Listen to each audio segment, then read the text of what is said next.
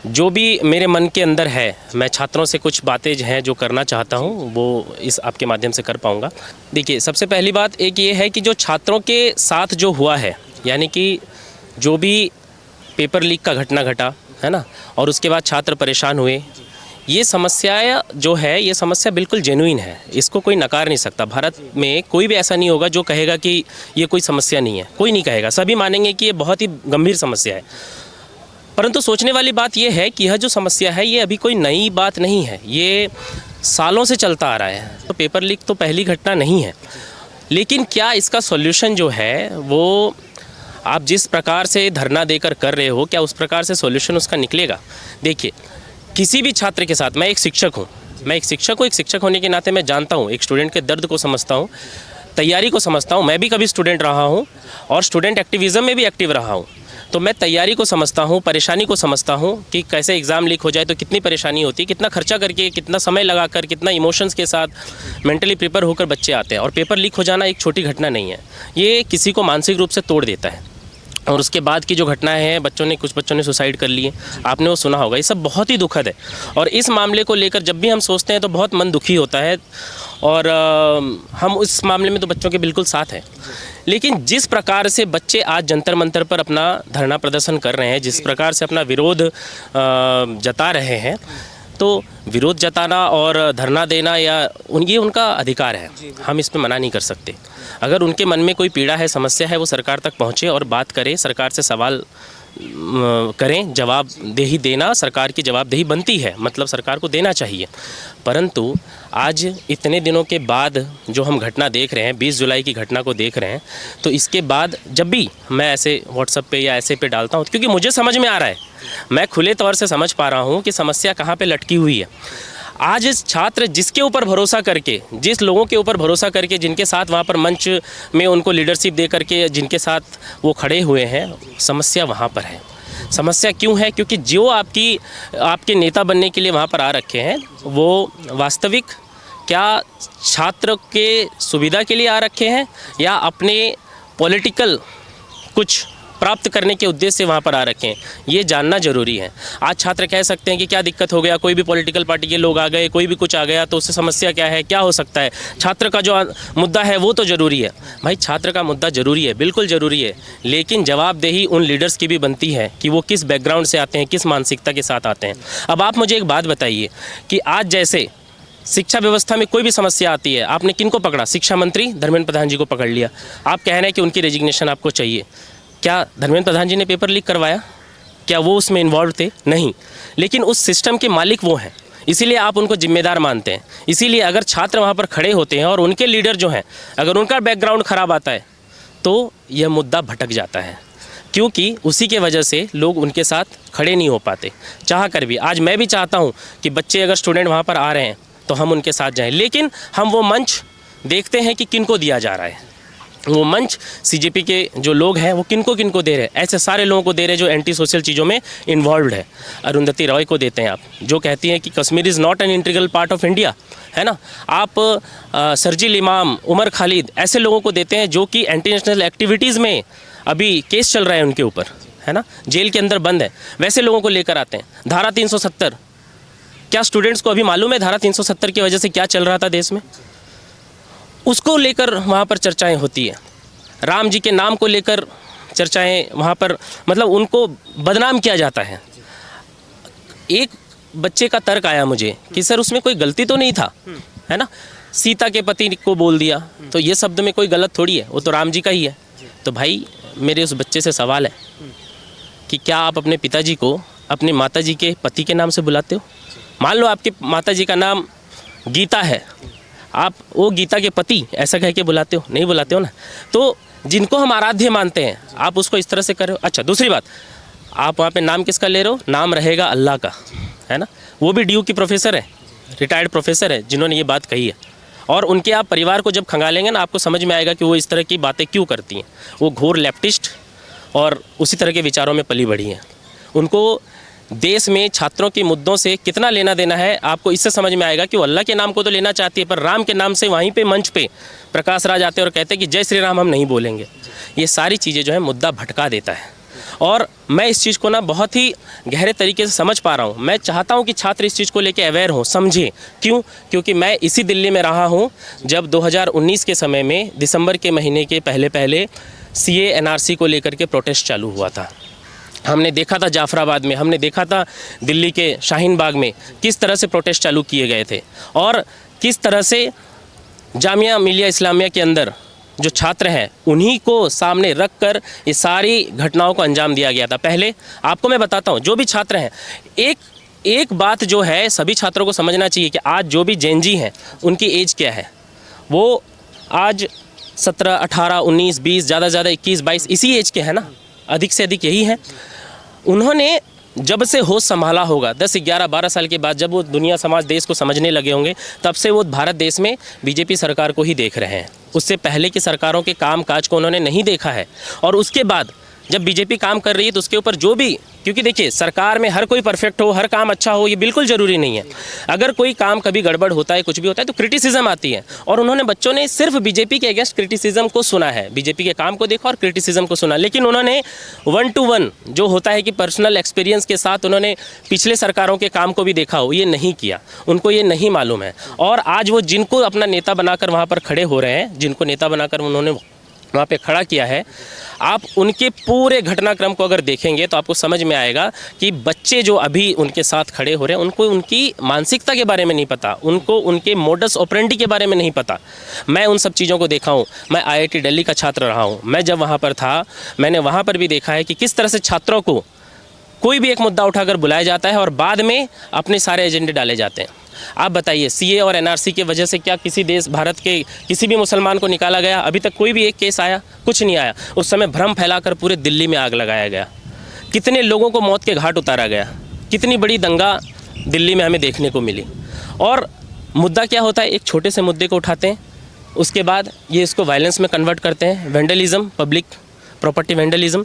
उसके बाद उसको तोड़फोड़ करते हैं। तोड़फोड़ करने के बाद जब पुलिस एक्शन लेती है, भाई आपने सिक्योरिटी प्रोटोकॉल तोड़ रहे हो, आपका जो एक नागरिक होने के नाते आपका कर्तव्य था, आप उससे दूर हट के काम कर रहे हो, असामाजिक तत्वों को आप जगह दे रहे हो, उनके साथ मिलकर आप काम कर रहे हो। जब पुलिस अपना एक्शन लेती है तो आप उस पर फिर हो हल्ला मचाते हो, हाय तौबा मचाते हो, और उसी के बाद फिर पुलिस को आप वही, यानी कि आप एक के ऊपर एक सीढ़ियों की तरह चढ़कर आप ऊपर तक आगे आकर अपना नाम कमाना चाहते हो। और जब अभी ये घटना घटा ना, तो मैंने भी गूगल किया, है ना, अभी इन्फॉर्मेशन का ज़माना है, सभी बच्चे कर सकते हैं, गूगल सबके पास है। जब वो गूगल करके देखेंगे ना तो उनको सारी चीज़ें समझ में आएगी, कितने पेपर लीक हुए हैं, है ना। मैं ये कंपेयर बिल्कुल नहीं करना चाहता कि वो गलत था तो हम भी गलत कर सकते हैं, ये नहीं है। लेकिन हमें मनसा देखना पड़ेगा कि उस गवर्नमेंट के टाइम पे जब पेपर लीक होता था, क्या वो वाकई एक्नॉलेज होता था? आज जो सरकार के लोग खड़े होकर के यहाँ पर पेपर लीक के मामले में शिक्षा मंत्री का इस्तीफा मांग रहे हैं, क्या वो उस समय इस्तीफा देते थे? क्या उनसे कोई इस बारे में इस्तीफा के लिए मांग करके इस तरह से धरना प्रदर्शन करके दंगाई बनने की कोशिश कर रहे थे क्या कोई लोग? नहीं। दूसरी बात आपको बताता हूँ, 2024 में ही anti paper leak bill pass हुआ था, है ना। उसके ऊपर सरकार ने, बीजेपी सरकार ने पहली बार कार्रवाई करना शुरू किया। और अभी जैसे ही पेपर लीक का मामला सामने आया, लोग कहते हैं कि गवर्नमेंट ने एक्नॉलेज नहीं किया, उन्होंने जिम्मेदारी नहीं ली। भाई अगर जिम्मेदारी नहीं ली तो वो रीनीट ऐसे ही हो गया क्या? हाँ, 3 मई को पेपर हुआ, शायद 7 या 8 मई को जो है पेपर लीक होने की बात सामने आई। गवर्नमेंट ने तुरंत उसको सेंट्रल एजेंसी को दिया कि भाई जांच करो इसमें क्या हो रहा है। और जैसे ही गवर्नमेंट को लगा कि ये काम स्लो हो रहा है, उन्होंने उसको CBI को दिया। CBI ने 7-8 दिन के अंदर ही जो कल्प्रिट थे 13 लोगों को पकड़ के तुरंत सामने लेकर आई। और गवर्नमेंट ने, यानी कि मिनिस्टर्स ने, जो मिनिस्टर हैं शिक्षा मंत्री, उन्होंने तुरंत ही नीट के लिए डेट डिक्लेयर किया और with in time frame smoothly सारी चीज़ें हो गई। आप देखिए 16 जुलाई को रिज़ल्ट भी आ गया, है ना। मैं ये नहीं कहता कि बच्चे इसमें परेशान नहीं हुए, पर जो पढ़ने वाले बच्चे थे उन्होंने उस 1 महीने को भी यूटिलाइज़ करके वापस से तैयारी चालू कर दी। आप अभी जब रिज़ल्ट आया होगा आपने देखा होगा, तो गवर्नमेंट ने तो अपना एक्शन तुरंत ही लिया। साथ में गवर्नमेंट ने ये भी बताया कि नेक्स्ट टाइम से जब भी होगा तो हम इसको CBT में कन्वर्ट कर देंगे, यानी कि CBT मोड पे एग्ज़ाम लेंगे, कंप्यूटर बेस्ड टेस्ट के मोड पर हम एग्ज़ाम लेंगे। भाई गवर्नमेंट क्या एक्शन ले रही है ये जानना ज़रूरी है। क्या हाथ पे हाथ धरे बैठी हुई है? बैठी तो नहीं है। दूसरी बात, आप रेजिग्नेशन की मांग कर रहे हो, बार बार हर चीज़ पे रेजिग्नेशन। आप बताओ, कि आज ये शिक्षा मंत्री, क्या आपको लगता है ये काबिल नहीं है? इतने सालों से ये मंत्री पद संभाल रहे हैं, आपको क्या लगता है कि ये काबिल नहीं है? ये बिल्कुल ऐसा लगता है आपको? क्योंकि अगर आप इनको रेजिग्नेशन आप इनसे ले लेते हैं, फिर जो आएंगे आप खुद ही जानते हैं, आप खुद ही कहते हैं कि क्या फिर पेपर लीक नहीं होगा। आज जब दूसरी पार्टियां जो आकर के वहाँ खड़ी होती हैं, प्रियंका वाड्रा जी, उनका मैं एक वीडियो देख रहा था 2024 में, वो गहलोत साहब के बारे में वहाँ राजस्थान में कह रही थी कि पेपर लीक तो हो जाता है, इसको कैसे संभालेंगे इसके ऊपर। और 2021 आपको याद होगा, रीट्स का पेपर राजस्थान में लीक हुआ था, है ना? तो उस समय कांग्रेस गवर्नमेंट थी, क्या किसी ने रेजिग्नेशन दिया था? क्या किसी ने लिया था? क्या किसी ने मांगा था? है ना? तो ये समस्या रेजिग्नेशन की वजह से सॉल्व होगा ऐसा नहीं है, एक्शन से सॉल्व होगा। क्या रिजोल्यूशन है उसका, क्या प्रॉब्लम के लिए गवर्नमेंट स्टेप ले रही है, इससे सॉल्व होगा। और गवर्नमेंट ने स्टेप लिया है। अगर लोगों को लगता है कि इससे भी कड़ा स्टेप लिया जाना चाहिए था, तो स्टूडेंट को उस मांग पर अड़ना चाहिए था। आप मांग क्या कर सकते हैं? देखिए, मैं एक टीचर हूँ, मैं समझता हूँ चीज़ों को। मैं ये मांग करता हूँ कि जो भी 13 लोग पकड़े गए, उनके ऊपर सख्त से सख्त कार्रवाई हो, उनके ऊपर फांसी की सज़ा की भी कार्रवाई हो। क्यों? क्योंकि मैं जानता हूँ कि बच्चों के इमोशन के साथ ये किस तरह का खिलवाड़ है।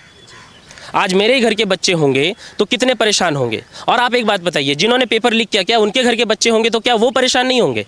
वो भी बिल्कुल परेशान होंगे। लेकिन फिर भी ये जब घटना घटती है तो जो स्टूडेंट जो खड़े होते हैं, उनका मन का पीड़ा वो बिल्कुल सही है, लेकिन उसके ऊपर जो बैठ के लोग राजनीति कर रहे हैं ना, ये गलत है। और इसके वजह से सरकार चाह कर भी नहीं सुन पा रही। आप सोचिए कि ये भारत जो है युवा देश है, यहाँ युवाओं की संख्या सबसे अधिक है। और क्या आपको लगता है कि सरकार युवाओं को इग्नोर कर सकती है? किया जा सकता है, सोच कर भी नहीं कर सकती। तो आप कैसे सोचते हैं कि इस मामले में नहीं करेगी सरकार? बात नहीं करेगी। सरकार बात कर रही है, करने को तैयार है, लेकिन आप एज ए स्टूडेंट तो जाइए। आप तलवार लेके किसी के घर पहुंचेंगे, डंडा लेकर पहुंचेंगे, पुलिस के ऊपर मतलब पथराव करके पहुंचेंगे, तो आपकी बात कोई नहीं सुनेगा। फिर आपको टीट फॉर टैट ही किया जाएगा। आपने कहा कि मैं शिक्षक हूँ, मैं अच्छे से समझ सकता हूँ। तो राहुल गांधी ने जो कहा है कि एजुकेशन सिस्टम पूरी तरह देश में ख़त्म हो चुका है और मोदी सरकार युवाओं का भविष्य बर्बाद कर रही है, नौकरियां नहीं दे पा रही है, रोजगार नहीं है, तो आपको क्या लगता है एजुकेशन सिस्टम ख़त्म हो रहा है देश में? देखिए, ये ना एक तरह की गंदी राजनीति है। आप समझिए कि अगर आपको लग रहा है कि ऐसा है, तो एजुकेशन सिस्टम जब कांग्रेस गवर्नमेंट बनी है आज़ादी के बाद से, तब से चली आ रही थी ना। हाँ, आप एक बात बताइए कि देश में सरकारी नौकरी कितने लोगों को दिया जा सकता है? महज 1 से 1.5% लोगों को, उससे अधिक नहीं। और ये NEP जो लाया गया है, आपने बहुत बिल्कुल सही सवाल किया मुझसे कि न्यू एजुकेशन पॉलिसी जो 2020 में लाया गया, उसके बाद दिल्ली यूनिवर्सिटी पहली यूनिवर्सिटी भी है जिसने भारत में इम्प्लीमेंट किया। और मैं आपको बताना चाहता हूँ कि इसमें इस तरह के करिकुलम को रखे गए हैं कि बच्चे स्किलफुल बने। गलती से कोई सब्जेक्ट किसी ने ज़बरदस्ती कोई फील्ड में चलाया तो उसको इस मन में उसके अंदर ये पीड़ा ना हो, वो जो भी करना चाहे, जिस तरह से भी चीज़ें करना चाहे, अपने समय सीमा के अनुसार भी कर सकता है, एक बार में 2 कोर्स भी कर सकता है। तो शिक्षा में तो बहुत ही ज़्यादा पॉजिटिव बदलाव आए हैं। अगर राहुल गांधी इस बात को नहीं समझ रहे हैं तो ये तो उनकी बेवकूफ़ी है। आप एक बात बताइए, आज एक चीज़ आप नोटिस आप कीजिए कि धर्मेंद्र प्रधान के रेजिग्नेशन के पीछे का एक कारण क्या हो सकता है? आपको पता है? आप अगर आज एजुकेशन सिस्टम में देखेंगे, बहुत ज़्यादा रिवोल्यूशन अभी इस टाइम पर आया है भारत की शिक्षा व्यवस्था में। स्किल के ऊपर काम करने की बात सरकार ने किया है।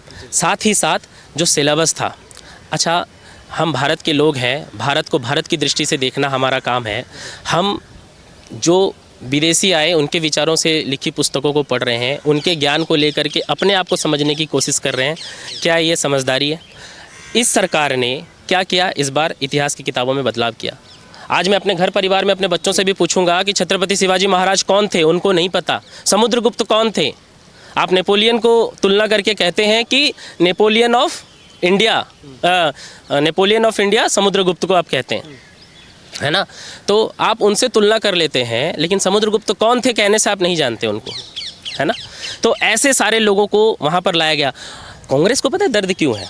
क्योंकि अब इस सिलेबस में इमरजेंसी के टाइम के भी सिलेबस को जोड़ा गया है और मैं आज के जो जेन जी हैं मैं उनसे कहना चाहूँगा कि भाई ये इन्फॉर्मेशन का ज़माना है, आप चीज़ों को समझने के लिए खुद के रिसोर्सेज को यूज़ कर सकते हैं। आप इमरजेंसी के ऊपर बहुत सारी किताबें हैं, आप पढ़ते क्यों नहीं हैं?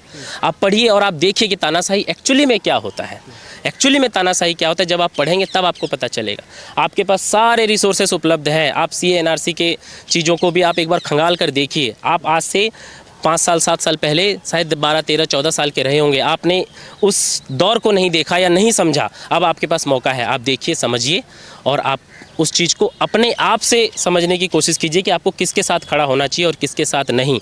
आप जो जंतर मंतर पे जिनको आपने लीडरशिप दिया है, उस लीडरशिप के वजह से आपका काम नहीं हो रहा। आप थोड़ा सा इनके घनचक्कर, ये जो है ना जंतर मंतर पे बैठे हुए, इनका मोटिव कभी भी स्टूडेंट के बेनिफिट के लिए है ऐसा कभी प्रतीत नहीं होता।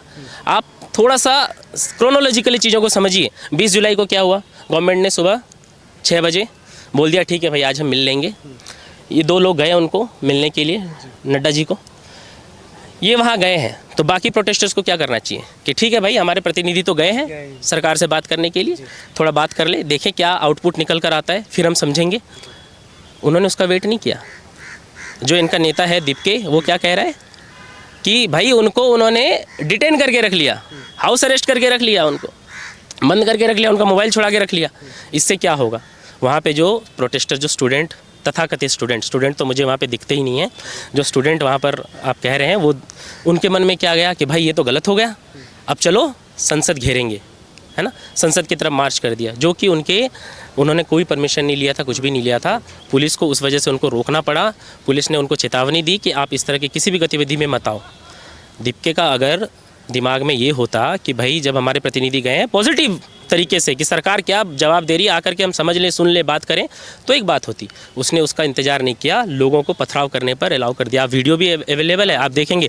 और जब पुलिस वाले खड़े हैं तो उस पर 50-100 लोग एक बार चढ़ रहे हैं, तो पुलिस वाले जो हैं वो हाथों में चूड़ियाँ पहन के थोड़ी बैठे हुए हैं वहाँ पे, उनके पास भी लाठियाँ हैं, वो भी चार्ज उन्होंने किया। आखिरी मैसेज क्या देना चाहेंगे? जैसे प्रधानमंत्री भी कहते हैं कि युवाओं को गलत रास्ता नहीं चुनना है, युवा इस देश का भविष्य है। तो जो छात्र अभी प्रदर्शन कर रहे हैं, पत्थरबाजी और बहुत सारी चीज़ें हमने देखी, तो एक शिक्षक होने के नाते उन युवाओं को, उन छात्रों को क्या संदेश देना चाहिए? देखिए, जो छात्र होते हैं वास्तविक, वो पत्थरबाजी पे यकीन नहीं करते, वो गुंडागर्दी पे यकीन नहीं करते। आप जंतर मंतर पे जितने भी देखेंगे ना, उसमें से नीट के स्टूडेंट कितने हैं वो आपको अंदाज़ा लग जाएगा, ठीक है। छात्रों को जब वो अपने आप को छात्र कहते हैं तो उनकी रिस्पॉन्सिबिलिटी है, वो हमारे देश के भविष्य हैं, है ना। उनको रिस्पॉन्सिबिलिटी के साथ अपने काम को करना चाहिए। हम एज ए शिक्षक, हम उनको कोई घुट्टी पिलाने वाले नहीं हैं कि हमने उनको ज्ञान की घुट्टी पिला दी, ऐसा हम नहीं कर सकते। हम उनको सिर्फ डायरेक्शन दे सकते हैं, हम उनको सिर्फ दिशा दिखा सकते हैं। हमारा काम बस इतना ही है, और हम इसी के लिए हम चाहते कोशिश करते हैं कि हम उनको अभी के समय में ये डायरेक्शन दें, उनको हम दिशा दिखाएं कि भाई आप एक अच्छे सिटीजन बनो, आप समझदारी दिखाओ, आपके पास रिसोर्सेज अवेलेबल हैं, आप उन सारे चीज़ों को यूज़ करो, कंप्यूटर है, इंटरनेट है, आप उनको पॉजिटिव तरीके से यूज़ करो। आप देखो, सही गलत की पहचान करो, किताबें पढ़ो, इतिहास पढ़ो, आप चीज़ों को समझने की कोशिश करो, क्योंकि आप जो आज समझोगे और जो एक्ट करोगे उसी के ऊपर आने वाले समय में भारत का भविष्य निर्भर है ना। एक्शन जिस तरह करोगे, रिएक्शन उसी तरह आएगा। आपको मैं एक एग्जाम्पल देता हूँ, छोटा सा एग्जाम्पल है कि पेट्रोल का नेचर क्या है, आग लगाना, ब्लास्ट करना, है ना। एक तिल्ली का, माचिस की तिल्ली, अगर वो जल के वहाँ गिर जाए पेट्रोल पे, पेट्रोल चाहे 100 ml हो या 1000 लीटर की टंकी हो, वो ब्लास्ट करेगा ही करेगा। अब तिल्ली बाद में कहे कि भाई मैं तो छोटा सा तिल्ली था, मैं गिर गया, ये ब्लास्ट कैसे हो गया? तो आपके एक्शन के बदले पेट्रोल ने अपना रिएक्शन दिखाया, समझ रहे हैं ना। तो जो स्टूडेंट हैं उनको भी ये समझना चाहिए कि आप जो भी एक्शन आज कर रहे हैं उसी के बदौलत आपके आने वाले समय में रिएक्शन आने वाला है। आप इस देश के आने वाले भविष्य हैं, इसको नेपाल और बांग्लादेश जैसा बिल्कुल भी बनने मत दीजिए, आपके हाथों में है। आप जो सरकार चुनकर आई है, बहुत ही सौभाग्य से ये सरकार चुनकर आई है। क्यों? क्योंकि आपने भारत के इतिहास में पुराने सरकारों को नहीं देखा, उनकी एक्टिविटीज़ को नहीं देखा। मैं आपको कुछ पॉइंट्स दिए देता हूँ, आप 2G घोटाला जाकर देखिए, कॉमनवेल्थ गेम घोटाला घोटाला देखिए, कितने सारे घोटाला, आप घोटालों का लिस्ट निकालिए और पढ़िए कि क्या हुआ है देश में। इमरजेंसी को पढ़िए, आपको कांग्रेस के समय में 1975 की ईस्वी में क्या इमरजेंसी हुआ था। मैं भी उस समय पैदा नहीं हुआ था, मैं भी नहीं था, लेकिन मैंने जब इतिहास को पढ़ा तब मुझे समझ में आया कि एक्चुअली में डिक्टेटरशिप क्या होता है, एक्चुअली में तानाशाही क्या होता है, तब आपको समझ में आएगा, है ना। तो मेरे युवाओं से यही एक विनम्र निवेदन है मेरा कि आप लोग भटकाव वाले लोगों के साथ मत जाइए, वैसे लोगों के साथ उनको नेता बनाकर उनके पीछे मत जाइए जो राजनीतिक रोटी सेकने के लिए, अपने आप को आगे रखने के लिए सारी चीज़ें करने को तैयार है। वो बस आपको यूज़ कर रहे हैं, और आपको यूज़ नहीं कर रहे हैं, आपको मिसयूज कर रहे हैं। वहाँ पे कोई भी प्रोटेस्ट, कोई भी लाठीचार्ज करने वाला, अरे वहाँ पे लोग माचिस जलाकर वो थार की गाड़ी की वीडियो आपने देखी होगी, वहाँ डाल रहे हैं, और किस किस तरह से अभद्र टिप्पणियाँ कर रहे हैं। कल की वीडियोज़ आप देखिए, किस किस तरह के स्लोगन्स लगाए जा रहे हैं। क्या आपको लगता है एक छात्र, जागरूक छात्र इस तरह की बातें करेगा? बिल्कुल भी नहीं करेगा, है ना। तो मेरा युवाओं से यही एक निवेदन है कि आप अपने आप को समझिए, जानिए। हम आपके एज ए शिक्षक, हम आपके कभी भी दुश्मन नहीं हैं। हम आपको सही डायरेक्शन में लेकर जाना चाहते हैं। हमें कौन सही क्या गलत हम आपको नहीं बताएंगे, ये आप खुद ही जानिए। हम आपको बस दिशा देंगे, हम आपको डायरेक्शन देंगे। आपके पास दिमाग है, आपके पास विवेक है, आप उसको यूज़ कीजिए। आप 18 साल से ऊपर के हो चुके हैं। अगर आप सोचते हैं कि मैं छात्र के नाम पर बच जाऊंगा कुछ भी गलती करके, आप नहीं बच सकते। यहाँ पर आप समझिए कि 18 साल से ऊपर आप एडल्ट हैं, आपके ऊपर नागरिक भारत का हर वो कानून लगेगा, इसीलिए आप स्टूडेंट के नाम पर बच नहीं सकते। तो आप कोई भी कदम सोच समझ कर लीजिए।